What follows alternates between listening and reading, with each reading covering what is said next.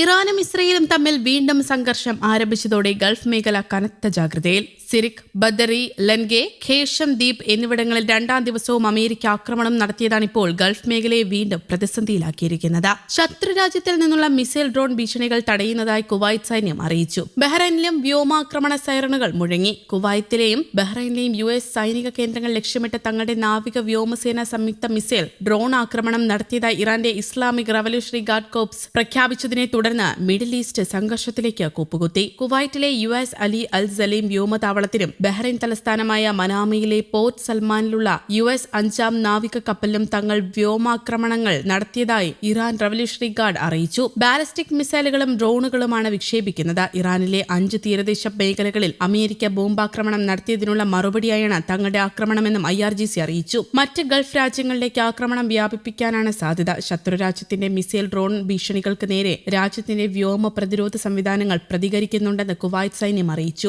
ജനങ്ങൾ സുരക്ഷാ നിർദ്ദേശങ്ങൾ പാലിക്കണമെന്നും അധികൃതർ അഭ്യർത്ഥിക്കുന്നു. ഹോർമൂസ് കടലിടുക്കിൽ ഒരു കപ്പലുമായി ബന്ധപ്പെട്ട ഒരു സംഭവത്തിന് മറുപടി നൽകാനെന്ന വ്യാജേനെ 5 ഇറാനിയൻ തീരദേശ സ്ഥാനങ്ങൾ വാഷിംഗ്ടൺ ആക്രമിച്ചതായും ഇറാനി സ്റ്റേറ്റ് TV റിപ്പോർട്ട് ചെയ്യുന്നു. അതേസമയം ഇറാനും ഇസ്രയേലും തമ്മിൽ വീണ്ടും സംഘർഷം ആരംഭിച്ചതോടെ ഗൾഫ് മേഖല കനത്ത ജാഗ്രതയിലാണ്. ശത്രുരാജ്യത്തിൽ നിന്നുള്ള മിസൈൽ ഡ്രോൺ ഭീഷണികൾ തടയുന്നതായി കുവൈറ്റ് സൈന്യം അറിയിച്ചു. ബഹ്റൈനിൽ വ്യോമാക്രമണ സൈറണുകൾ മുഴങ്ങിയിരുന്നു. മറ്റ് ഗൾഫ് രാജ്യങ്ങളിലേക്ക് ആക്രമണം വ്യാപിപ്പിക്കാനാണ് സാധ്യത. ശത്രുരാജ്യത്തിന്റെ മിസൈൽ ഡ്രോൺ ഭീഷണികൾക്ക് നേരെ രാജ്യത്തിന്റെ വ്യോമ പ്രതിരോധ സംവിധാനങ്ങൾ പ്രതികരിക്കുന്നുണ്ടെന്ന് കുവൈറ്റ് സൈന്യം അറിയിച്ചു. ജനങ്ങൾ സുരക്ഷാ നിർദ്ദേശങ്ങൾ പാലിക്കണമെന്നും അധികൃതർ അഭ്യർത്ഥിക്കുന്നു. USഉം ഇറാനും തമ്മിൽ പരസ്പരമുള്ള പോർവിളികളും സംഘർഷവും അയവില്ലാതെ തുടരുമ്പോൾ മറുഭാഗത്ത് ഇസ്രയേൽ ലെബനൻ സംഘർഷം രൂക്ഷമാവുകയാണ്. സമാധാന കരാറിനുള്ള പ്രാഥമിക രൂപരേഖയിൽ ഒപ്പിട്ട് മണിക്കൂറുകൾ പിന്നിടുമ്പോഴാണ് ഇസ്രയേൽ ആക്രമണം ആരംഭിച്ചത്. തെക്കൻ ലെബനനിലെ നബാട്ടിയ മേഖലയിലാണ് ശനിയാഴ്ച ഇസ്രയേൽ വ്യോമാക്രമണം നടത്തിയത്. മേഖലയിലുള്ള ഇസ്രയേൽ സൈന്യത്തിന് ഭീഷണിയായ ഭീകരവാദികൾക്ക് നേരെയാണ് ആക്രമണം നടത്തിയതെന്ന് ഇസ്രയേൽ സൈന്യം അവകാശപ്പെട്ടു. വാഷിംഗ്ടണിൽ നടന്ന 5 ഘട്ട ചർച്ചകൾക്ക് ശേഷം വെള്ളിയാഴ്ചയാണ് USഉം ലെബനനും ഇസ്രയേലും സമാധാന കരാറിന്റെ പ്രാഥമിക രൂപരേഖയിൽ ഒപ്പിട്ടത്.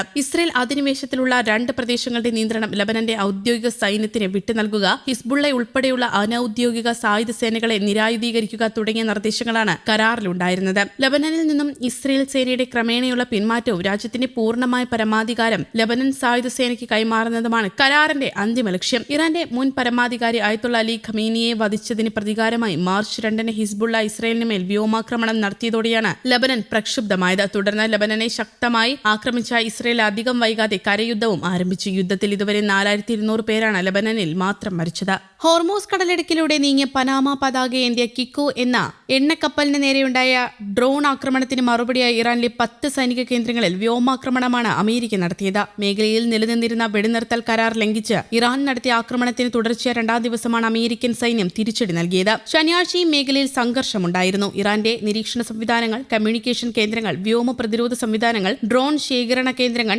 മൈൻ ലെയർ സൗകര്യങ്ങൾ എന്നിവയുൾപ്പെടെയുള്ള തന്ത്രപ്രധാനമായ 10 കേന്ദ്രങ്ങളെയാണ് അമേരിക്കൻ നാവിക വ്യോമസേനകൾ ലക്ഷ്യം വച്ചതെന്ന് അമേരിക്കൻ സെൻട്രൽ കമാൻഡ് അറിയിച്ചു. ഈ ആക്രമണത്തിന്റെ 38 സെക്കൻഡ് ദൈർഘ്യമുള്ള വീഡിയോ ദൃശ്യങ്ങളും അമേരിക്കൻ സൈന്യം എക്സിൽ പങ്കുവച്ചിരുന്നു. ഹോർമൂസിൽ ആക്രമണം തുടരുന്ന ഇറാൻ ഒരിക്കലും പഠിക്കില്ലെന്നും യുക്തിസഹമായി പെരുമാറുന്നതിന് ഒരു പരിധിയുണ്ടെന്നും പ്രസിഡന്റ് ഡൊണാൾഡ് ട്രംപ് തന്റെ ട്രൂത്ത് സോഷ്യലിൽ കുറിച്ചു. വീണ്ടും സൈനിക നടപടിയിലേക്ക് നീങ്ങാൻ അമേരിക്ക നിർബന്ധിതരായാൽ ഇറാൻ എന്ന രാജ്യം തന്നെ ഉണ്ടാകില്ലെന്ന് ട്രംപ് മുന്നറിയിപ്പ് നൽകി. ഇറാനെതിരെ തുടങ്ങിയ സൈനിക നടപടി പൂർത്തിയാക്കാൻ അമേരിക്ക മടിക്കില്ലെന്നും വ്യക്തമാക്കി. അമേരിക്കയുടെ നടപടികൾക്ക് മറുപടിയായി വരും ദിവസങ്ങളിൽ മേഖലയിലെ അമേരിക്കൻ സൈനിക താവളങ്ങൾ നരകമാക്കി മാറ്റുമെന്നാണ് ഇറാൻ തിരിച്ചടിച്ചിരുന്നത്. തങ്ങളുടെ താവളങ്ങൾ ആക്രമിക്കപ്പെട്ടാൽ മറുപടി നൽകുമെന്ന് ഇറാനിലെ ഇസ്ലാമിക് റവല്യൂഷണറി ഗാർഡ്സ് വക്താക്കൾ അറിയിച്ചു. നിലവിൽ മേഖലയിൽ അതീവ ജാഗ്രത പ്രഖ്യാപിച്ചിരിക്കുകയാണ്.